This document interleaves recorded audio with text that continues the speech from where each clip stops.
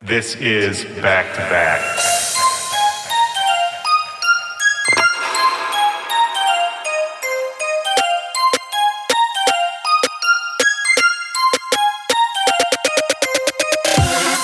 What's up, back-to-backers? How we doing right now? This is Willie Joy. Welcome to the show. This is Back to Back. This is my podcast. Happy to have you guys here with us. I'm feeling way better than last week. If you listened to the show last week, I think I sounded like a crazy person. Just come back from Japan. I was super jet lagged. I could barely put two sentences together. I'm feeling great now. I've been home for a little while, getting back into the groove, getting back to work in the studio. And we've got a really great show for you today. This is a special one. My guest on the show today is Diamond Pistols. If you don't know Diamond Pistols, he's a young producer out of LA. And I've been really excited to do this interview with him for a while now. This is kind of a new thing we're trying for this one, where we actually did it in two parts. So the first part of the interview, the first half hour, we recorded probably 6 or 8 months ago. It was right when he was kind of getting into the scene. He had just moved to LA and was, just starting to really get into the industry. Flash forward to now, Diamond Pistols, Christian, was on tour with me out in Japan, and we recorded the second half out there. And it's a really cool contrast to see kind of where his career has gone in that time, what he's been up to, and just sort of, get the temperature, like see what it's like to be a young artist just starting out and kind of all the different things that can happen to you at that time. And if you don't know, Diamond Pistols is one of the most talented, exciting acts coming up in the scene right now. For my money, I mean, and I don't say this lightly, he really is one of the best producers I know, one of the best young producers. It's really interesting what he's done so far. He just put out a new single called Shoot Me Down. It features Ian Everson, who's an amazing vocalist. Did the vocals on Back to You from Boombox Cartel. And Shoot Me Down is a great song. They put out a really cool lyric video for it. I'll link to that in the description of this episode. Beyond that, I mean, Christian's been dropping a bunch of amazing music. And interestingly, he's also a ghost producer. He does a lot of ghost production for some big name acts that I'll guarantee you've heard. Obviously, we're not going to name who, but we do talk about that side of the business because I think there's a really strong stigma to ghost production. You know, people, it's a buzzword that people like to throw around to kind of hate on big artists, or, just an accusation people really like to lay on certain people. But the reality of it is that it happens all the time. It's extremely common, and everyone participates in it for different reasons. And so I thought it would be really cool to talk to someone who is actively involved in ghost production and producing for other artists, and to really see what that's like from the inside. Because I think most people just throw it around as a buzzword and don't really necessarily understand why it happens or how it works or the thought process or really anything about it. So it's really cool to actually talk to someone who does it. It was a great talk, man. I love Christian. We had such a good time running around Japan together. Just a really solid dude and a good friend. For my side, it took me a few days to really beat that jet lag down. Today's the first day I'm starting to feel normal. But I'm just getting back to work, guys. I got a bunch of new music on the way, a bunch of shit that's finished, a few things that I need to kind of just retool and tweak a little bit. But my focus for the next couple months is really just going to be making a lot of new music. You might not hear it right away. Probably not until the winter is when I'm going to start dropping a lot of it. But before then, I'll be dropping some fun little treats for you guys too. And yeah, beyond that, I just want to say thank you guys so much to everyone who's listening to the show. We're growing a lot right now. A lot of exciting stuff going on that you guys will find out about pretty soon. I say this a lot, but I really am blown away that so many of you guys care to listen to me just rambling about this shit, talking to my friends, talking about music, just talking about what I love to do and what I love to make. It's really humbling. Thank you guys so much for listening. You can always email email me at backtobackpod@gmail.com with any thoughts about the show, any guests you think I should have on the show, really anything, any questions for me, just comments, yell at me, whatever you want to do. It's cool. I won't take it personally unless it's a compliment. Then I'll take it very personally. And thank you guys. That's really all I can say. Thank you, thank you, thank you. Lots more to come. But let's get into the show right now. This is a person that I think all of you guys should know. If you don't know his music, after you're done with this, you need to immediately go to his SoundCloud and Spotify, any of that, and check him out. He's an incredible producer, a good friend. I really love this dude, one of the most exciting young talents coming up right now. If you missed it before, this is a special 2-part episode, one recorded about 8 months ago, one recorded just a couple weeks ago in Japan. So let's get into it. This is me and Diamond Pistols back to back. Let's go.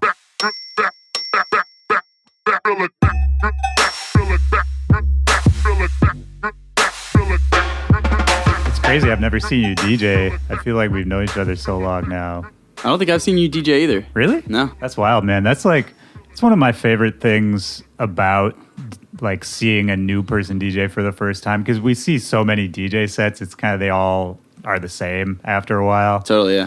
And I feel like you see a person DJ for the first time, it's like it's like a first date. It's like getting to know them, you know? Yeah. Because there's so much personality in a DJ set, but after you see it once, it's kind of just like variations on the same thing, you know? Then it's just like hanging out with your buddy you've seen before, you know? I've seen so many DJ sets, like I've been so excited to see, and like it's such a letdown. Like so many artists that I look up to, and then like I go check out their live show and it's just not very good. Yeah, I mean that's a danger. That does happen. And I feel like especially in this day and age, you get a lot of the younger kids who learned how to produce but never learned how to DJ. For sure. Because it was kind of an afterthought. Was that you? Like, did you learn how to produce first? That was totally me, yeah. I like back in high school, when I was probably 15 or 16, my friend and I started a group.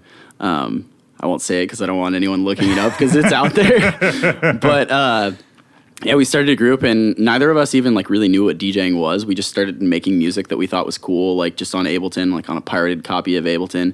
And like we got this booking offer for like $200 in like Maine or something, and we're like, oh shit, like what do we do here? Like, do we negotiate this, or like what happens? Like we don't know how to DJ. Like how does this work? So what happened?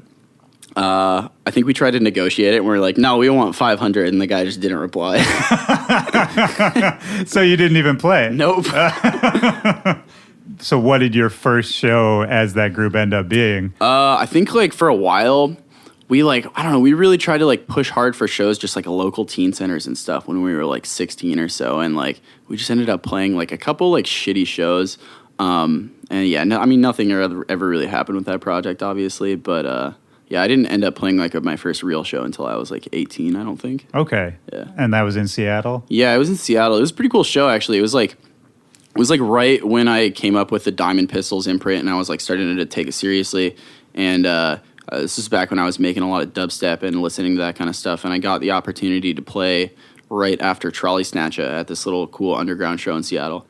Yeah, it was really cool because I was like pretty inspired just meeting Trolley Snatcha, and like the Dub Police label guy was there too, and I was really surprised because they were really like into what I was doing, and I was like, wow, these people like actually kind of respect what I'm doing. Like I had no clue that would happen because there was no reason to respect what I was doing. I wasn't really doing anything, you know. I was just an 18-year-old DJ. Well, it's always nice when like the headliner will actually pay attention to the openers, and you know it's something I think almost no headliner does in this day and age. It's really rare, yeah. But at the same time, it's like that's who is coming up next. Like in a year from now, that might be like your peer, you know?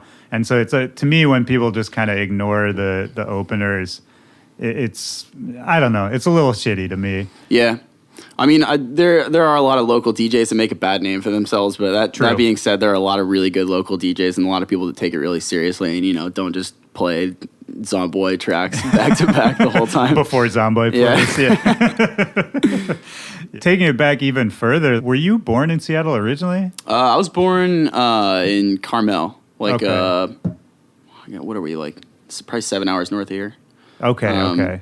But yeah, I was born in Carmel, and Carmel, California. Carmel, California, yeah. And I moved up to Seattle when I was 4 or 5, and was raised there until I was 18 or so. What was it like coming up there, before the modern like EDM era? Like, what was the scene like kind of when you were in your teens? Yeah, it was really interesting because Seattle wasn't really back when I was in high school, like 6 years ago or so, it wasn't really a place that was really thriving on EDM. At least for what I was doing at the time, there were a lot of really cool like underground drum and bass parties and stuff. And I remember people like Reed Speed would come through, and there was this promotion group, Chaos Theory, that used to throw like all the cool parties. I never really knew like what to do out there because there weren't a lot of people doing the same type of thing I was doing out there. And I think like recently there's just kind of been like this resurgence of like people being interested in like trap music and like EDM bass music, that kind of stuff. And now there's a ton of really cool producers out there, like Bro's out there, Four Color Zach, super awesome, freestyle champion. Man. Yeah, he's awesome. Kenny Instant Party's really cool.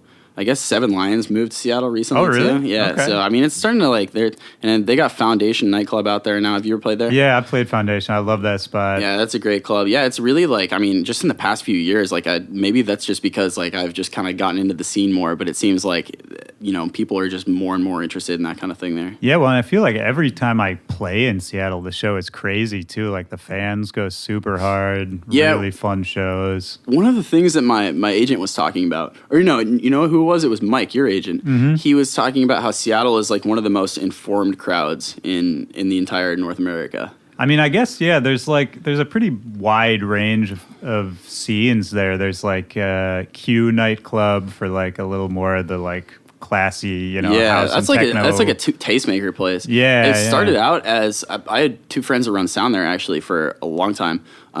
Since it opened, and it started out as like a gay nightclub, okay. and then like people just started going to it because it was cool. Like I remember like back in the day, like we would just go to it because it was like a cool place to go, and like now it's just like a poppin' place for underground music. Like it's really changed a lot in the past couple of years. Yeah, it's wild. I played there, me and Buku on I think our first tour that we did a few years ago. So it's probably like right around when it opened. Uh-huh. And it was just awesome. Like yeah, dude, they have a Function 1 there. Oh, yeah, the sound's incredible. And that was one of the best shows on that tour. Like, I still remember that show. Yeah. But I think, they're too classy to have me back now. Yeah, I've still never played there. I think for a while, like, I'm 23 now, and in a couple weeks I'll be turning 23. But, I never really, like, back when I lived in Seattle, never really hit the club circuits too hard, but yeah. Did you ever go to Volume out there? Dude, oh yeah, I played Volume many times. They had back before the EDM Wednesdays. I guess Volume as a whole got shut down. Their stage nightclub now, but I used to play there like once a month probably when they did EDM Wednesdays, and that was the most poppin' party ever. Dude, yeah, that was the first time I ever played in Seattle. Was at one of those Wednesdays. Oh yeah, those were fun back in the day. I'll never forget. Yeah, it was just one of those lawless parties. Yeah, like you could tell a lot of illegal shit was happening. Yeah, and kind of no one cared. Yeah, those are good dudes though. Like I never really saw anything illegal going on, but like they're cool guys. Oh yeah, I didn't mean like in a super shady way, but just basically that there were a bunch of kids there up to no good. Oh yeah. No, I think they lost their liquor license for that on really? weekdays. Yeah. Yeah. Those super fun, and those guys were great. And they supported me kind of early when a lot of people weren't. Yeah, me too. Yeah. I remember like back in the day, like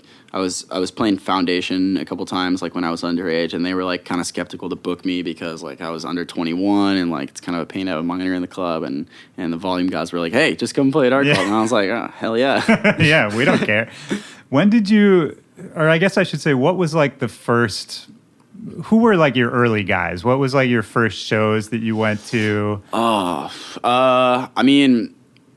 of what got me into. Well, so the first like show I went to was Deadmau5, and it was really funny actually. It was like this is probably like 6 years ago now, but it was Deadmau5, Die Antwoord, and Skrillex, and it was billed top to bottom in that order. Skrillex was like the opener.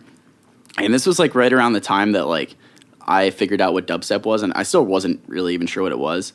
Like one of my friends, I remember pretty distinctly, one of my friends posted Hammer Time by Rusko on Facebook, just like a YouTube link. Yeah. And I clicked it, and I was like, holy shit, this is tight. And yeah, so I went to Deadmau5 just because, like, I don't know, I heard Deadmau5 song. I was like, oh, it's techno music, quote unquote, you know? Yeah, like, totally. All the kids love this shit. And yeah, I went and saw Skrillex open the night, and then Die Antwoord and Deadmau5. But yeah, I was just really intrigued by Skrillex's set. Like, no one knew who the hell he was, and like no one really liked it, honestly. And it wasn't a great set, but like the music that he was playing was really cool and like really groundbreaking at the time. It was like right before or around the time that Scary Monsters came out. Right, yeah. So yeah, that kind of stuff was like super inspiring to me early on, just like, you know, figuring out how to make those weird sounds. Yeah, and was that what you were making at the start, like harder dubstep kind of yeah, stuff? Yeah, I mean, that's just kind of like what used to get me going back then, was like trying to figure out like reverse engineer noises and stuff. And yeah, that's like kind of like my entry into like producing music was dubstep back then. I was always trying to emulate like all the UKF stuff back in the day, you know, like Scream and Banga and like Rusko and those guys. Yeah, man. Caspa. Yeah. It's funny because, you know, in this day and age, like, I think there's even a generation of kids under you, like, younger than you, who might not even really know those names or, like, know for what sure, they did. yeah. I mean, I'm not the younger generation anymore. Yeah, like, which it is feels crazy. weird to say that, but, like, the younger generation now are, like, the kids that, like, saw Skrillex as, like, this star, you know, kind of how I saw Deadmau5 back in the day, and, like, the guys, like, the Skrillex is supporting now are kind of the ones that, like, they grew up, like, being attracted to, you know, and, like, drawn to their music. Yeah, it's interesting to think about people who sort of don't have that foundation. Because I remember, you know, when Caspa and Rusko and the Dub Police and all those guys came out at first, and MLK and all of them. Yeah. Like, it was just such a revolution for people. But it's similar to me in the way of, like, how Justice came out at first, and just basically, like, it's a whole new movement.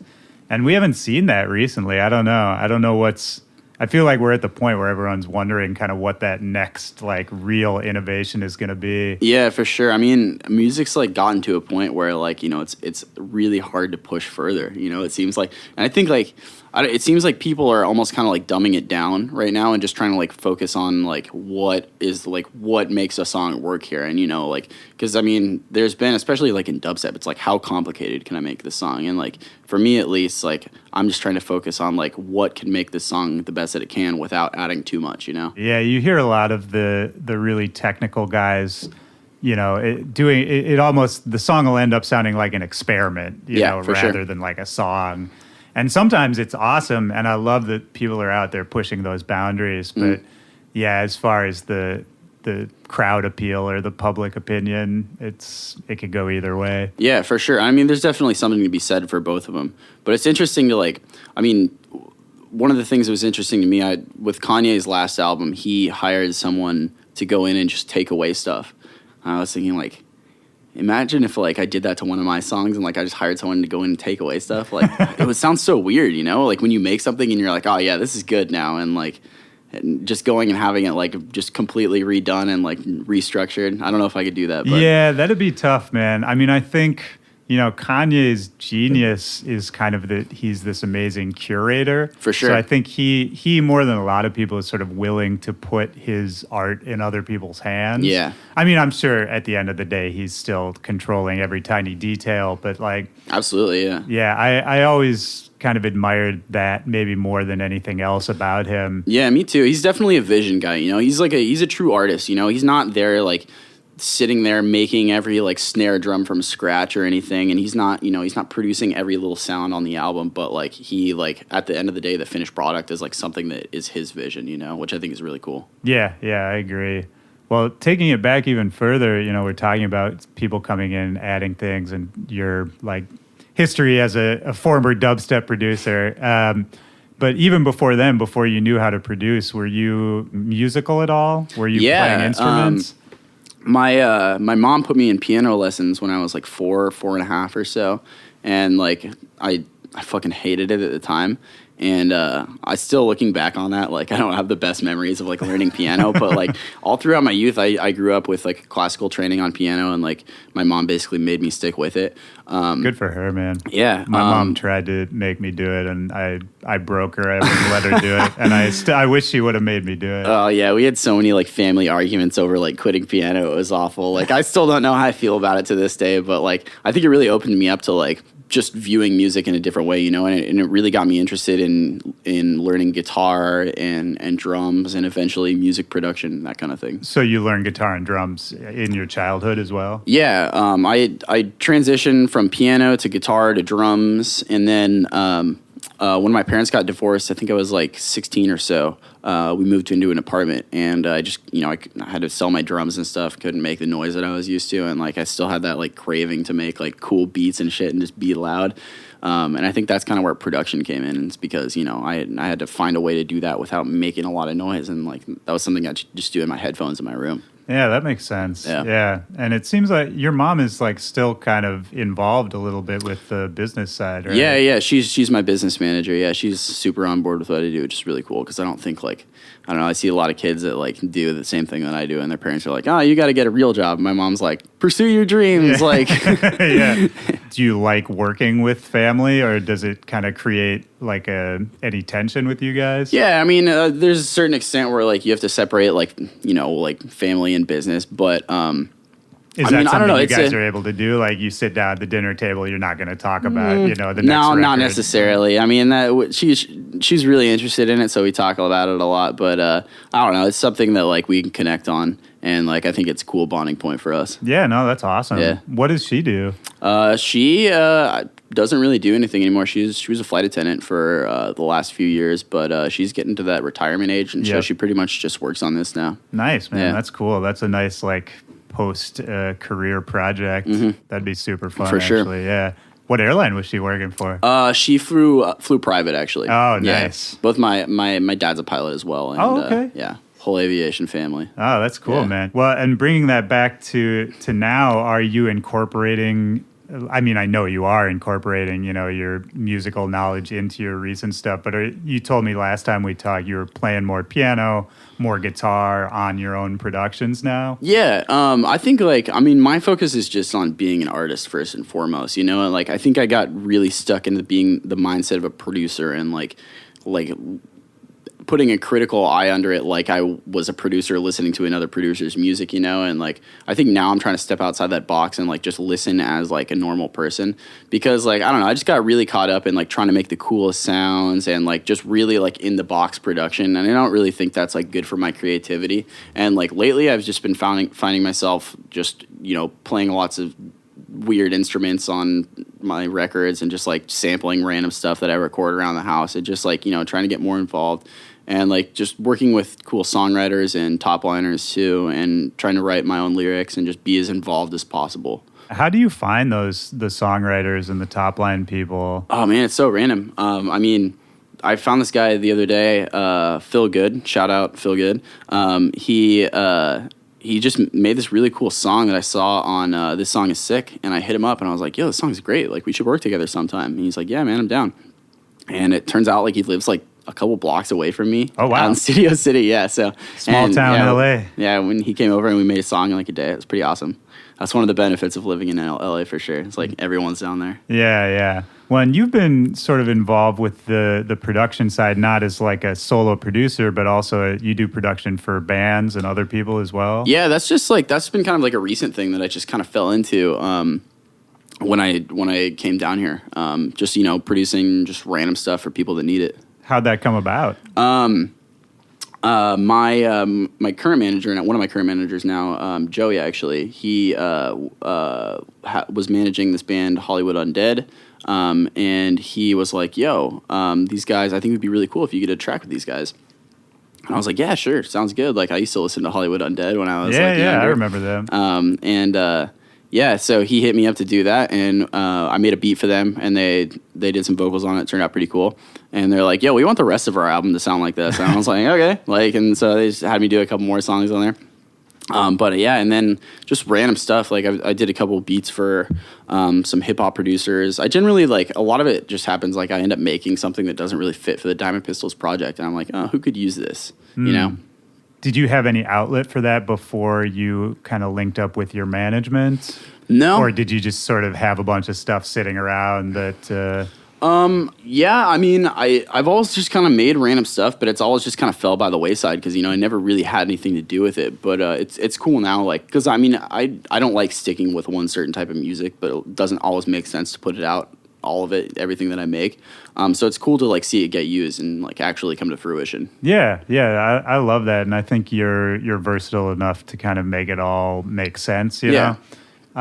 Do you think, looking further down the line, is that something you want to keep doing, or do you anticipate sort of as the solo career, as the Diamond Pistols project grows, that you wouldn't do so much of that? Man, I mean, it's hard to say, I mean, it's so many people plan for like a certain direction in life, and then they end up like, I would love to do either of them, honestly, I see myself like, when I turn 40 and like if I have a family and I don't want to tour as much, I could definitely see myself doing a lot of behind the scenes production kind of stuff, but I mean, it's so far in the future. Yeah, true. I could be an accountant by then. Yeah, man. It's wild to see it. Like, I really like kind of seeing the start of like the Diamond Pistols career. Not that, this is the start. You've been doing it for years, but like, I mean, it's pretty much, it's like pretty much the beginning, or it's pretty much the launch of the project, I've been doing it kind of here and there. Because I was in college the last 4 years, so it's been kind of more or less. Where'd you go to college? Gonzaga University. Okay. Yeah. And were you studying music? No, I was studying finance. Okay. Yeah. So how did that transition happen from finance to this? Like, was there ever a thought that you would end up being a financial advisor? Yeah, no, for sure. I actually, probably like about a year ago from today, I was working at an investment firm called Stigma Capital in Spokane.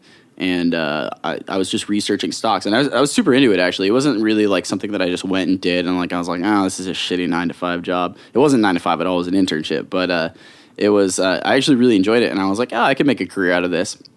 And my mom and stepdad sat me down, and they were like, you're really talented with music, and like if you want to do this, you have our full support. Like, you should probably do this. And I was like, all right, let's do that. Wow, that's the reverse of what you usually hear. I know, right? Yeah. Yeah, I like telling that story because it's like a funny like dynamic, That's like, incredible. Because it should be the opposite. Oh yeah, it totally should be. That's hilarious though. Mom and dad sit you down like, we're really worried you're neglecting your music. Yeah. Yeah, and I mean, my mom, she's been putting me in piano lessons like since I was 4, like I said. So I mean, she wants to see her investment come to fruition. Yeah, maybe that's what it is. Yeah. They don't want all that money to go to waste for lessons. Yeah. But no, man, it's cool to like just see the progress from the very beginning, because I feel like not just you, but a lot of the younger artists now are coming into the music world with so much less baggage and so many less kind of mental restrictions that maybe some of us older guys put on ourselves. Yeah. And, because it's an open field, and you can really, I think right now, more than any time in the past, like you can do whatever you want. But I think some of these older guys, and sometimes myself included, kind of get stuck thinking we have to, stick to a formula or make the same kind of sound. Totally, or worry about, does this fit in with the history of what's come before me? Yeah, I mean, I think like from what I've seen, I think like it's easy to say that like only like, because I listen to a lot of the same type of music. I try not to, but that's just what ends up happening. I think everyone does, and it's easy to be stuck in your own world and think like, oh, these are the things that sell because I listen to them. And it's interesting because like I go to I look at a lot of different playlists on Spotify, like New Music Friday and stuff, and like just songs will be popping off that I would have no idea.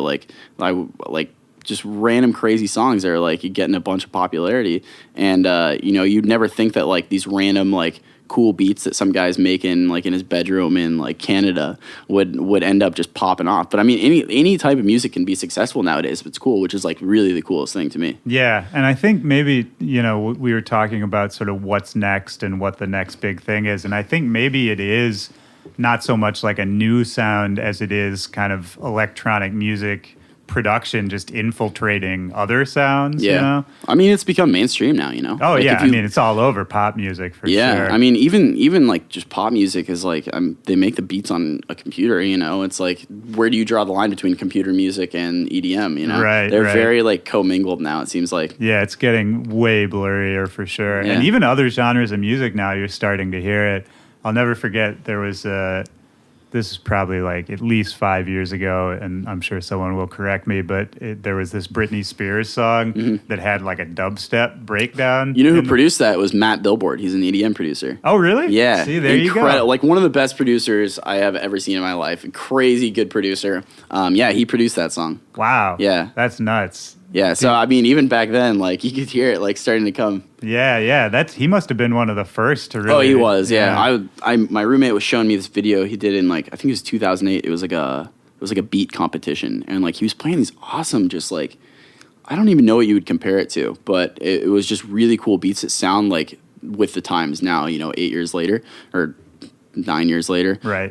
But yeah, just awesome producer. On that note, you live with a guy who's done production for a bunch of pop and other groups as well, right? Yeah. Kilogram? Yeah. Yeah, tell me about that. Like, how did you guys link up? And we met like 4 years ago, I think. I was like 18. I played, I think it was my first like out-of-state show. I got an offer in Denver to play this show. And Kilogram was the other guy on the bill, and yeah, we just linked up there, and like both kind of got along, and like we just always stayed friends. And he hit me up right before I graduated college and was like, "Yo, we need a roommate. Like, you should come move in with us." And I was like, this was before you were in LA? Yeah. He hit me up. This is when I was living in Spokane, going to college, and yeah, he just hit me up, and it ended up working out timeline wise. And so yeah, he's a cool guy to live with. We definitely like bounce a lot of ideas off each other and learn a lot from each other. I bet, man. I like him a lot personally, and I'm a huge fan of him as a producer. Yeah, he's a great producer. Yeah, I could see one you of the best guys. producers I know. Yeah, I could see you guys kind of vibing really well. Yeah. And you working on music together? Yeah, we've done a couple songs together actually. Yeah, we did. I guess it's like an ID named Blue Crystals. It has a really cool vocalist on it right now, but like I don't know if the vocal will clear, so I can't say anything about it yet. Yeah, but, I think you played me that one. Yeah, it's a pretty cool song. Kilogram's been around for a minute. Like, have you learned anything from him, just sort of about the business side and how this all operates? I don't know. I mean, it's just cool to see his workflow because it's so much different than like a producer you're used to working with. Like. And he's such a good producer technically that I pick up things here and there, and he has a really cinematic sound. That's like, I don't know, it's nothing that I emulate, but it's cool to see how he like goes about it. Yeah. And you guys are both on Ableton? Yeah. Yeah. Is that what you've always used? Yeah, I saw a YouTube video when I was like 15 of Deadmau5 using Ableton, and I was one of those people in the comments that was like, "What program is this?" No, you were that guy. Yeah, so I cracked Ableton and just went to town. Were you like one of those kids who was leaving comments on all the videos? Oh, totally. Yeah, it's like so cringy. Like every once in a while, because it's like my old one is linked to my personal email, so every once in a while I'll go back and like see a comment that I left or something on a YouTube video. It's just like, oh my god. Why am I such a fucking jackass? Hey man, it's a good reminder. We were all once that kid. Yeah, that is very true. Yeah, I used to blow off a lot of people that were like, they kind of would hit me up and be like, unprofessional and be like, please just give me a chance. And like, going back on like my old emails and stuff, like I kind of used to be that kid, so. Yeah. I think we all, like, we have a term for kids who hit us up all the time. We call them punishers. Who just like, they just won't stop, you know, like don't really get how the system works. Yeah. But, for as much fun as I make of punishers, but like I was a punisher at one point too, and I think everyone goes through that phase. I try to remember that when I'm like, kids are sending me music or, people emailing me for stuff I don't want to do. So, we're all trying to do the same thing, and it's all a process. I don't know. How do you find new music these days? Like, do you listen to demos if a kid sends you something out of the blue? Nowadays I have like a demo email, and like it's pretty congested with stuff that's just like BCC, like just junk, that they mass email out to thousands of people, and they don't really like take care to like. I'm guilty of the same thing. I post in Super Thread all the time, but like a lot of the kids like don't really like. They don't care if you're gonna like it or not. They just want you to listen to it, and like so. I mean. I listen to the demos, but like, the main source of finding new music, I think for me is Spotify playlists. I find a lot of cool stuff on Spotify. Lots of stuff that friends send me. I swap tunes with my friends once in a while and just see what they're listening to. Sharing playlists on Spotify, just like personal playlists a lot too, just with my friends. I think that's a really cool feature. You can have collaborative playlists now too, so you can like work on what playlist with someone else or like trade playlists with them. Yeah, I was just talking to Keys and Crates the other day, and they were talking a lot about the Spotify playlist. Too. Yeah. And yeah, those are really coming up, man. I feel like even 6 months ago, I wasn't really hearing so much about them, but they're great. I mean, especially like as an artist, it's a great tool to connect with your fans, you know, because like I have a playlist that, you know, it's just stuff that I listen to, and a lot of it's not EDM. It's more stuff that like you wouldn't expect me to put on a playlist, you know, and I think that's what's cool about it. So you can see like what people listen to that's not in the same vein that they are. Yeah. Well, what are you listening to that's not EDM? Oh man, I've been listening to like a lot of rap lately. Like Made in Tokyo is like my new favorite. Yeah, I love Made in Tokyo. Future's new album kind of sucks, but I listen to it. Yeah. Yeah, a lot of stuff like that. A lot of, man, I'm trying to think. Louis the Child is really awesome. I've been listening to a lot of their stuff. Yeah, Chicago. Shout out Louis the Child. Yeah, just stuff like that. Like it's like kind of two ends of the spectrum, you know. Like I kind of like the like poppy stuff, and then like I kind of like the hard rap stuff too. Yeah. John Bellion's newest album, I guess it's not that new anymore, is really good too. Oh, really? I've been listening to that one a lot too. What's that called? Do you know? I think the single on his All Time Low. I forget what it's called, but it's the one with, I don't think I listened to that. Yeah, he's a great artist, really good singer. Well, hey man, how you feeling? Anything else you want to say? Anything you want to get out there? I think I got to go play the show. Hey man, let's do it. I'm looking forward to it. Christian, thank you, man. It's always a pleasure. Yeah, dude. Thanks for having me. This has never been done on the show before. We're doing part 2 with Diamond Pistols right now. And we're out in Japan, man. This is pretty wild. How you feeling? We're here. It's awesome. This is your first international trip for music, right? My first international trip, yeah. That's pretty cool, man. What are your impressions of Japan so far? I don't know, man. I'm just happy to be here. I think it's awesome that music takes us to these weird places in the world. It's pretty amazing, man. I mean, the show you and I already played, the little festival, that's definitely a once-in-a-lifetime experience. That was a really cool experience, just kind of being out in the middle of nowhere in Japan. Well, I mean, first of all... Well, yeah, here, set the scene for our listeners. So, Willy and I, we get to Tokyo. Neither of us have ever been here. I don't know what your impression of Tokyo was, but mine was like basically the New York of Asia. Yeah. Super big city. Yeah, like New York of Asia, but like even more advanced. You know exactly, what I mean? Yeah. We go about 2.5 hours out to this festival that we're playing. What was the city? I don't even know the city. I'm still unsure. It was like either Yugawara or Kanagawa, but I don't know if one of those is like a county and one is a city. Yeah, I think we stayed somewhere different too, right? Yeah.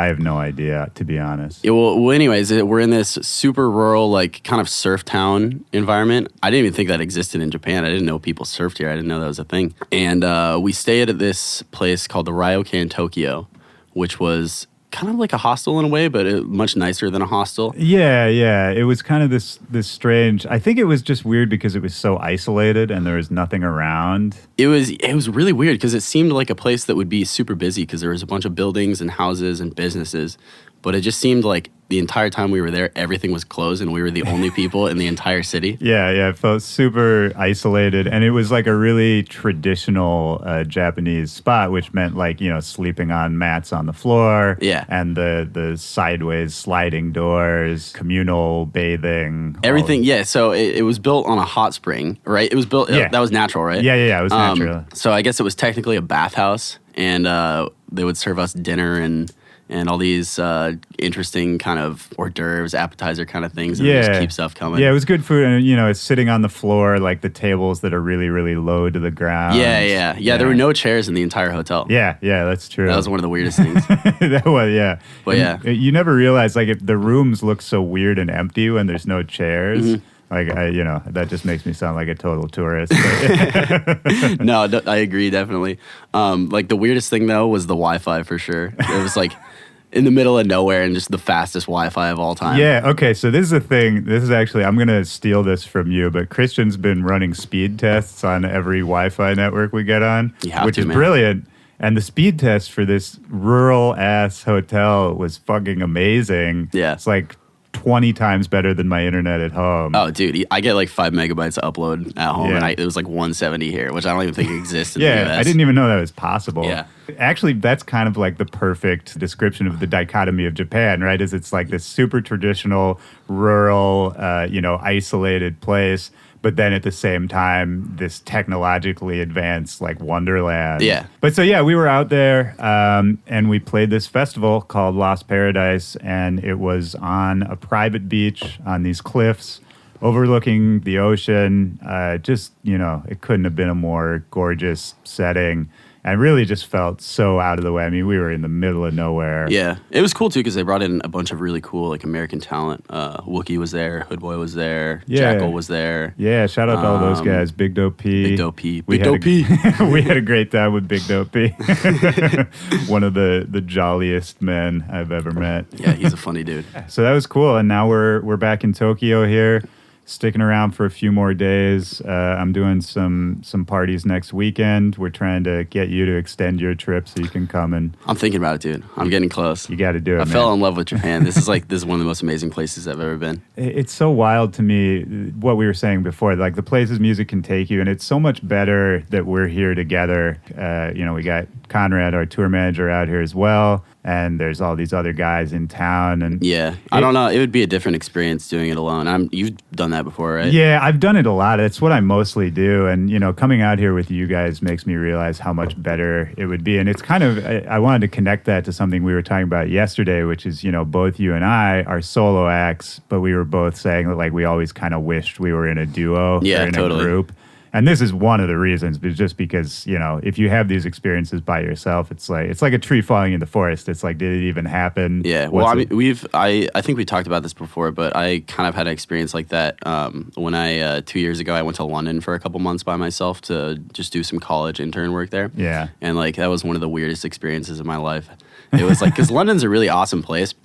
And I've been there before with my family and stuff, and it was cool. But when you're alone, it's like a whole different experience. Especially when you're like at that age and kind of, you know, getting out there for the first time. It's got to feel really isolating. It's funny because I've traveled to foreign countries before, and I mean, London doesn't seem that foreign because they speak our language, you know, but when you're there by yourself and you don't speak like the rest of them, it almost feels very foreign in a way, you know? Yeah, no, 100%. And yeah, you don't know the customs, and, you know, they're on the wrong side of the road. And, yeah. It was like around the time that like the chip cards were being phased into in the US, and so I didn't have a chipped card yet, and like everyone in London's like, what the fuck is this? Yeah, Like, yeah. What is how this do I run idiom? this? Yeah, right. What is this that you're trying to give me? It's funny to think from like when we had our last conversation for the show to now, like what's changed for you as far as your career? Because I feel like you're kind of in a different place now than you were before. Yeah, so I think the last conversation we had was I'd moved to LA pretty recently, I think, right? Yeah, yeah. And so I've been there for about a year now, which means I've been doing music full time for about a year. Before that, I was just in college, just finishing up my degree. Yeah. And I think like the main thing that's changed for me now is just doing a lot of stuff on the production side versus like my solo act. Right. Just gotten a lot into like producing for like pop records and like rock records and just a lot of ghost production stuff. Yeah. And like that's kind of been the focus, but I'm kind of starting to like come around full circle and work on the solo act again and just work on pushing stuff out because I think that's important too. I guess I'm kind of curious what your perception of LA was like right when you moved there, and sort of how you thought it was going to be, and then sort of what your experience was when you first started diving in. Like, was it different from what you expected, like doing music full time and how it was all going to work? Yeah, so I think like the main thing, I thought it was just going to be kind of a shitty experience, just because everyone that's been to LA or has lived in LA, all you hear is like, oh yeah, LA fucking sucks, man, but you got to be here, you know?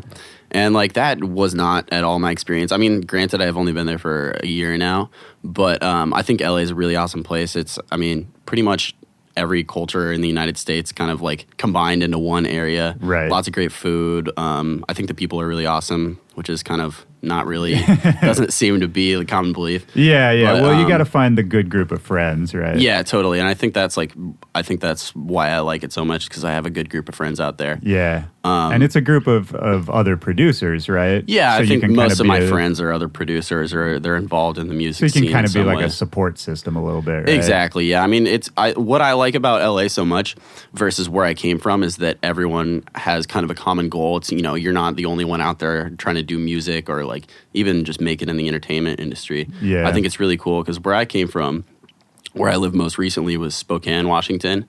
And like pretty much everyone there was either, working a 9-to-5 job or going to college. Yeah. And like that really just wasn't the move for me. Yeah. I mean, no disrespect to that because I used to do that too, but I wanted to do other things that everyone was kind of like, I was kind of the weird guy for wanting to do that, Right. So it feels very at home to be in LA doing that kind of thing. When you moved there at first, was your thought kind of that you were going to do the solo act thing? And Yeah. that was going to be like the main thing? Totally, yeah. And I think that's kind of what I focused on in college. Yeah, in college, I didn't really put my full effort into music just because I was studying and I was working in finance, and I just didn't really have the time to devote to a project. And then I came out here and I just started writing a ton of music, and my skills increased exponentially just because I was putting all my free time into music. Right. Which was pretty much all my time because I had nothing else to do. My skills just got a lot better. And I think as a result of that, I got linked up with a lot of people who, kind of saw some potential in me and who decided that they wanted to help me out in whatever way. Yeah. And I just started getting jobs. Initially, actually, my manager, when I moved out here, just started linking me up with some groups that he was working with that just needed production help. And I just started doing that just for fun. Sure. Just to pay some rent because I wasn't really making any money from the solo act when I moved down here. It just kind of, it started I just got random jobs from different places. Yeah. I mean, it's a snowball effect, right? Exactly, you do a good job with somebody, they link you with somebody else. Exactly, yeah. And there's a lot of money in that, man. I mean, I think there's a stigma to ghost production from people who don't really understand how the industry works. Yeah. To me, there's just so many, and this is something we talked about on this trip too, is like there's just so many different ways to flip what you're doing in the music industry and to be successul Totally. and to make money. And I feel like nobody realizes that too. Everyone, there's kind of like this image, like the starving artist image, and I just feel like people aren't really trying hard enough, or like they're not going out and putting in the work to make connections and stuff, because there's just so many different careers in music. Like I just everything I make, I try to put it somewhere, Right. or save it up for someone. I don't like waste a lot of effort that I put into music. Yeah. And I think that's important too. Yeah, I agree. And I think a lot of people, and I've been guilty of this in the past too, they kind of get tunnel vision, right? Yeah. So it's like, for me, when I first started out, it was that, I'm the solo artist, I'm the star, whatever it is. And, everything I do has to be for that. And even when it doesn't make sense, or even when it's like hard and a different route would be easier or Totally. would make more money, for a while I was just kind of like I wouldn't be moved from that path. But then, you get older, you get more into the industry, and you see what everyone else is doing. And like you said, there's just so many different avenues. I think it's really important to just, have that open mindset and just sort of be open to any of those opportunities. Because in the end of the day, like, we're all just here because we love music, right? Yeah. Maybe that's a good question, actually, is how do you feel when you make a song for somebody else and it comes out with their name on it and it's your music and it's getting whatever millions of likes or listens or streams and people love it, but, not everyone necessarily knows that it's your music? Yeah, I mean, I'm kind of fine with that. At the end of the day, I'm happy to be doing a career in music, that's the real dream for me, is to do something that I love every day and, not have to go to a job where I hate my life. Yeah. I don't know. I just think I think it's cool to just be doing what I like. But it is interesting, to think like, what if that was my song? But there's a lot more to it nowadays than just the music, realistically. And there's a lot of effort on other people's end rather than just production stuff, Right. Certainly. I mean, it takes a whole team to make a hit song, regardless of whose name is on the song. Yeah. That's absolutely true. And it seems like you have a pretty in-check ego about it, I like to think so. Yeah, because I mean, I definitely know I know other people who do ghost production who are salty about it, for sure. It's like they make money and it's the best way they've found to make money, and so they're making a career, but you can tell, like, every time they do it, they're kind of just like, oh man, this should be my song. It should be me. Yeah, I think I think I'm different than a lot of people that write music too, because a lot of people like really focus in on what they like to write, and when it's something that's like not for them or not really their vibe, they kind of get burnt out on it. But for me, I love writing just every different type of music, Right. I think even if it's something that I wouldn't listen to necessarily, I just like the challenge of being able to write something that I'm not super familiar with, I think that's my favorite thing to do. Yeah, that's an interesting point. And I think, even like the best and biggest pop producers in the world are kind of that way. Totally. These like extremely talented multi-instrumentalist guys. Yeah, the Max Martin type guys. Yeah, all those guys who can kind of write in any style. But yeah, they've kind of taken that role of just being the Svengali, kind of behind the boards and and whatever 100 million people know Katy Perry, but probably 1% of that know who Max Martin is. Yeah, exactly. I don't know. I love talking about that kind of stuff because I think to me you're like one of the most talented producers I know, kind of out of really anyone. Thank you, man. That means a lot coming from you. Yeah, well, and you're young, man. I'm old, so it's like to see the potential is kind of crazy. It's wild because to me, like the Diamond Pistols project could go anywhere. You know what I mean? And it's the music is already so good, but I feel like it's like a right time, right place kind of thing where it just has to catch that spark. Exactly. And I have no doubt that will happen for you at some point, whether it's Diamond Pistols or another project that you do later or whatever it is. But, in the meantime, it's so cool to just see you like kind of infiltrating the world from the back end, I guess. Yeah. And getting more and more. So to say. But yeah, man, it's just cool to watch because I feel like there's probably so many people listening to this show that have heard things you've done that don't even know it. You know? Totally. And obviously, we're not going to like talk about who you're producing for, but it's. I think it's important for people to realize like the people behind the scenes who are really making this industry run. Yeah, and I think that a lot of times, especially with like pop radio music, like most people don't realize that there's like a whole team of people. Like they look at like Rihanna songs and like they think it's just Rihanna. She's writing the song, she's making the beat, she's doing all this stuff. When like realistically, like she comes in and re-sings some completely pre-made song that someone's already written for her. Well, yeah. Actually, break down that process. Just do like a quick summary because I bet some people listening like don't even know the process of like how a pop song like that goes. So the way I'm still pretty new to it, but the way it typically works is that they'll have a writing camp. I've never done a writing camp, but like say for example Rihanna, her managers will put together like a team of songwriters and producers, and they'll basically just have them work on ideas. Sometimes it's even like they'll put them all in the same house or something for like a week. And they'll kind of just everyone will work on separate ideas, and they'll kind of just take the best ideas from everyone and kind of Frankenstein them into one thing.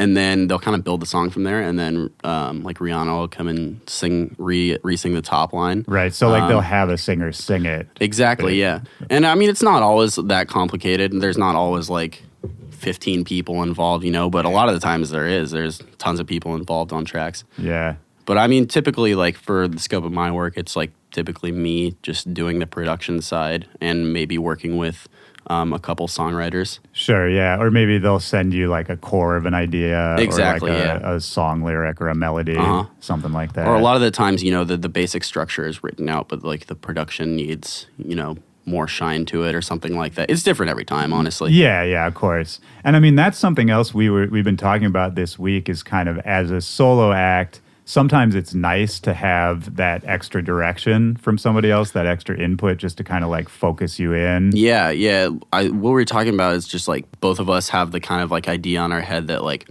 we're good at producing music, but it would be cool to like have someone that was like had a greater vision and direction, because that's like such an important thing in the project. Yeah. Because I think like both of us could make any kind of sound, but it's just like sometimes that creative direction, like that overarching vision really takes it to the next level and makes it a successful project, which I think is like, I think a lot of people take that for granted, especially with these people that have ghost producers. Well, like really production work it's just half the battle. Like having the greater vision for the track is super important too. Yeah, and it's that kind of intangible quality that's really hard to describe and really hard, I think, to make someone understand why it's important. Mm-hmm. But then you see it with, the people who really have that strong vision, whether they're producing the music themselves or not. At the end of the day, it comes out as such this focused product, you know? Yeah. That sometimes a really good producer might not have, even though they could produce 10 great songs. If they don't have that vision to make everything cohesive, to package it the right way, to present it to the world, you know, then their 10 great songs might not get heard. Absolutely. Know? And I think it like a lot of that just comes with having more than one set of ears on the project, or eyes even. Yeah, like when I started doing production work not for myself, I was really hesitant at first to do like to take the feedback into account, because I'm like, oh, you know, I wrote it this way, and like I just had demoitis, you know. Yeah. And you get married to an idea. Exactly, yeah. And I've never, besides the collaborations I've done with other producers, which typically I'm I don't love working with other producers, just because I'm like very set on my ideas. Right. But when you're working for someone else, you kind of have to change stuff. Yeah. And like I found that at first I had kind of an ego, and I was like, my idea is better. But I made the changes they want to just because I kind of had to. And like at the end of the day, I looked at it and I was like, you know what, this is actually better than my version. And it's just because like I was able to have an outside perspective on the track rather than I like had to do, you know? Yeah, no, 100%. And it's refreshing for me to kind of just have those limitations and those guidelines. Yeah. Because then you know, if you're just making a song for yourself, it's kind of this infinite potential, right? Where you can just keep changing things, keep tweaking things. Yeah. Whereas for somebody else, if they can come in and say, no, it should sound like this, then all you have to do is make that one thing the best it can possibly be. Totally, yeah. And I kind of like that. I like working with deadlines. I like working with... me too. Yeah, it's really helpful. Yeah, you ever send a track to one of your friends and you're like, yo, I'm looking for some feedback on this, but like really, you know, you're just looking for some reaffirmation. You want them to say, yeah, it sounds great, but they come back and they're like, oh yeah, like the mix could be better, and like, I don't really like this section. You're like, nah, it sounds good. Fuck you. Yeah, I do that all the time. Yeah, you just want them to be like, oh, this is sick, man. But yeah, you get something back where it's like, oh, I would change this, and you're like, that's just what they would do. You know, what do they know? Yeah. I've pretty much stopped giving people feedback on tracks just because they just nobody wants it. You've given me some good feedback on tracks. I think you're one of the only people that gives me like good detailed feedback nowadays. I try, man. Especially if it's a friend or somebody I know. I mean, I give real feedback because I don't know. We don't really. I mean, it's a nice ego boost if someone tells us our music is good, but like that doesn't help us really. Yeah, it really sucks to like the worst feeling ever is just thinking that a track is done and sending it to people and they're like, nah, you need to change this. Yeah. You know? That is the absolute worst. Yeah. And it's endless. That's the problem, is there's so many tracks where I thought they were done so many times, and then you go back and you change one thing. And, you know, production to me is like, it's an ecosystem, you know? So if you change one element, that change by its nature changes all the other elements, you know? For sure. So then, you know, you make one small change to the snare or something, and then because you did that, you have to change, you know, 5 other things. And I agree with you, but like I feel like as producers, we're the only people that really notice that kind of stuff, you know? I know, yeah. Like, this is getting into deep nerd territory. Yeah, it's important because, you know, like if you're a DJ, like you don't want to play out tracks that don't sound good on a live system, to you at least. Right. But I think to the average listener, like they really don't care that much, you know? No, they really don't. And I mean, this is not a new idea, but of course, like we're making this, like we're audiophiles. We're making this on like nice equipment. We're worried about the sound quality, but then the second it's out of our hands, it gets turned into an MP3. It's coming out of laptop speakers. You know, I mean, the quality doesn't really, I don't know. Yeah, it's interesting. Like I feel like a lot of times when I'm writing music too, it kind of like, I'm the type of person that like I can't move forward on an idea unless I think this part sounds good, you know, sonically. Right. And so like I think it limits me a lot though because I can't work super fast, you know. It's interesting working with other people in the studio now since I've moved to LA. You have to work fast when you're working with songwriters in the studio, for example. Right. Because, you know, they don't want to see you sit around and EQ a kick drum for 45 minutes. Yeah. You got to just put something in and go. So I think it's really interesting, like how my workflow has changed just because of that. Yeah. How do you find it, you know, working physically with other people there versus working by yourself? Because for me, I like collaborating, but I do definitely feel awkward sometimes, like sitting with a group of other people. For me, it works better when I can just send stuff back and forth online. Totally. Yeah. I mean, that's like, it's been kind of a struggle for me, honestly, just because I've been so used to just being completely separated, except for like the internet, from other producers and songwriters. But moving to LA, everyone just wants to get in the studio for the most part, you know? Right. And like, I'm super used to just sending ideas back and forth on like Splice or Dropbox. And just having my own time to kind of do it. But when you're in the studio with someone and you block out like 4 hours, it's like kind of this daunting feeling that like, oh shit, you know, I better fucking make something good in this 4 hours. Otherwise, this is going to be a waste of both of our time. So yeah, you got to show up with something almost. Yeah, like, to be honest, it's not my strongest area, but I think it's super important. And so I've just kind of been forcing myself to do it. Well, what's coming up next for Diamond Pistols? I'm putting out a song with Ian Everson on Friday. I think I'm going to be on a plane when it comes out. Nice. But, so by the time the listeners have already heard this song's going to be out. Yeah. So tell them about it. It's a cool little track. It's like a poppy kind of trap song. We shot a cool lyric video with it too, out in Sequoia National Park. Beautiful. In California. Yeah, super amazing. That turned out really cool. What's it called? It's called Shoot Me Down. Shoot Me Down. Yeah, that's coming out this week, and then after that, I have a couple tracks coming out on Spinnin', and yeah, just trying to do like a new song every month. Keep it consistent. Yeah. So I guess that's the next question, is sort of, you know, down the line for the Diamond Pistols project, like how do you want to see it grow? Like what's your ultimate goal? Like, do you want Diamond Pistols to be like a full-time touring act? Or do you want to keep your feet in both worlds of like producing for other people and doing? Yeah, I mean, I ideally I would love to do both. You know, like I kind of like fantasize about being like an RL Grime or someone, you know, who's like really awesome on like the production side of stuff and like works with a bunch of different really cool like rappers and those kind of guys. Yeah. But like also has a really poppin' solo act.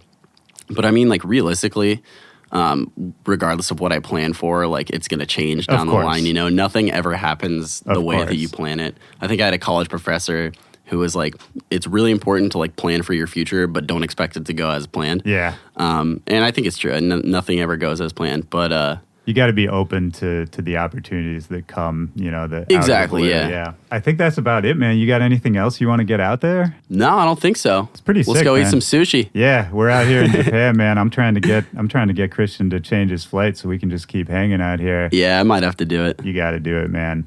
Well, hey, Christian, thank you so much for doing this again, man. This is cool. First time we've ever done a two-parter. I think we might do more of these, kind of just like checking in with people. And we'll have you back, man. We'll do part 3, part 4, all of that shit. But everybody go check out the new Diamond Pistols, Shoot Me Down, out right now. Christian, thank you so much, man. Thanks for having me, dude. Yeah, peace.